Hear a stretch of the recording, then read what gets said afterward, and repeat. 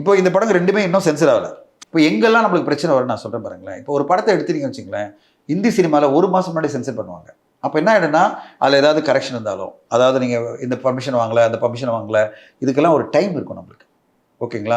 ஒரு சென்சர் ப்ராசஸ்ன்றது ஒரு 10 நாள் எடுக்கக்கூடிய ஒரு ஒரு ப்ராசஸ். நீங்கள் அப்ளை பண்ணனா பாம்பே போய் அப்ரூவல் ஆகி வரணும். பாம்பேனா யாரும் ஒரு இதெல்லாம் கிடையாது, ஒரு பெரிய டீம்லாம், ஒரு சிஓ கிட்ட போகணும்.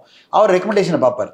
இப்போ அந்த ரெக்கமெண்டேஷன் பார்த்து எந்த அப்ஜெக்ஷன்னா ஒரு கிளியரன்ஸ் கொடுக்க போகிறார், உடனே சென்சர் வரப்போகுது. நான் பல படங்கள் சென்சர் இந்த வருஷமே நான் 3 படம் பண்ணியிருக்கேன்.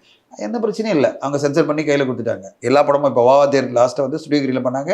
நான் எனக்கு கால் பண்ண சொன்னாங்க, கால் பண்ணி பேசினேன். Within no time censor certificate கொடுத்துட்டாங்க. அப்ஜெக்ஷனே இல்லை, அவங்க உடனே கொடுத்துட்டாங்க. அதனால் சென்சர் போர்டு வந்து இங்கே வெயிட் பண்ணிட்டு இல்லை பிரச்சனை பண்ணணும்னு சொல்லிட்டு நம்ம தான் பிரச்சனையை உருவாக்கும். என்ன பண்ணுவோம்னா கடைசி நிமிஷத்தில் கொண்டு போய் படத்தை கொடுப்போம். எப்போ படம் ரிலீஸ் 9ஆம் தேதி வச்சுங்களேன், நீங்கள் ஒருவேளை இப்போ உடனே கொடுத்துட்டா பிரச்சனை இல்லை. இப்போ வந்து நீங்கள் வெயிட் பண்ணி 25, இப்போ பார்த்தீங்கன்னா 25 எப்போ வருது, தர்ஸ்டே அன்றைக்கி நீங்கள் அப்ளை பண்ணிங்கன்னா லீவு, ஃப்ரைடே அன்றைக்கி யாரும் வரப்போகிறது இல்லை. அப்போ என்ன ஆகுது, நீங்கள் எப்படி டிலே பண்ணுறீங்க, 29ஆம் தேதி வந்துடுறீங்க. 29ஆம் தேதி அப்ளை பண்ணிங்கன்னா, சும்மா ஒரு உதாரணமாக சொல்கிறேன், எப்போ அப்ளை பண்ணியிருக்கணும், இன்றைக்கி அப்ளை பண்ணியிருக்கணும். அதாவது இன்றைக்கி இல்லை நாளைக்குள்ளே அப்ளை பண்ணி 22ஆம் தேதி பண்ணிங்கன்னா 26க்குள்ளே உங்களுக்கு சென்சர் கையில் வந்துடும். அப்போ முடிஞ்சிடுச்சு. கையில் வந்து சென்சர் எந்த டென்ஷன் இல்லாமல் நம்ம படத்தை பண்ணிடலாம். நீங்கள் கடைசி நிமிஷத்தில் பண்ணிங்க வச்சிங்களேன், 29 மேலே பண்ணிங்கன்னா, சப்போஸ் அதில் நிறைய கட்ஸ் இருந்ததுன்னா, நான் சொல்கிறது 2 படத்துக்குமே சொல்கிறேன், நான் சொல்கிறது இந்த படத்துக்கும் சொல்கிறேன், பராசக்திக்கும் சொல்கிறேன். கடைசி நிமிஷத்தில் நீங்கள் கொண்டு போனீங்கன்னா அவங்களுக்கு ரிலீஸ் டேட்டுக்கும் சம்மந்தமே கிடையாது சென்சர் போர்டுக்கும். அவங்க நீங்கள் எப்போ ரிலீஸ் பண்ணுறீங்க பற்றிலாம் கவலைப்பட மாட்டாங்க. அவங்க ஒன்று கண்டென்ட் பற்றி பார்த்து தான் பேசுவாங்க. கண்டென்ட்டில் எனக்கு இதெல்லாம் கட்ஸ் இருக்குன்னா நீங்கள் அதை மாடிஃபை பண்ணி கொடுக்கறதுக்கு டைம் ஆச்சுன்னா சிக்கல் வரும்.